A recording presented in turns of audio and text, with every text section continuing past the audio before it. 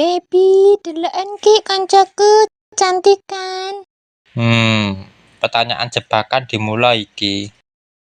Orai Beajayang. Masa sih biasa wae wong pretty kaya ngene, ndek mbiyen model lho. Eleh kaya ngono model. Menurutmu, I'm pretty or she's pretty?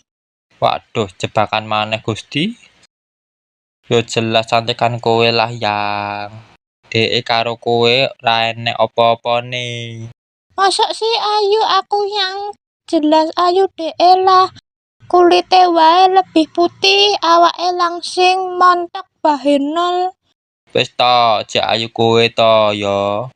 Nek aku duwe rupa seayu dhek, kowe seneng karo aku pora? Asem di luar nurul tenan.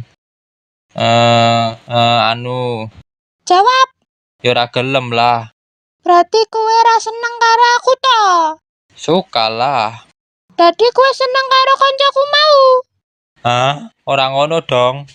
Kowe selingkuh, kowe wis ra sayang maneh karo aku. Saat ini ade putus.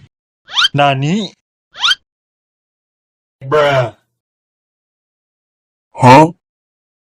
Halah ngopo dadak pedet yang to ya? Eleh, nangis barang alay kowe. Lambemu kuwi ra lucu le. Galake lho. Huh? Bruh.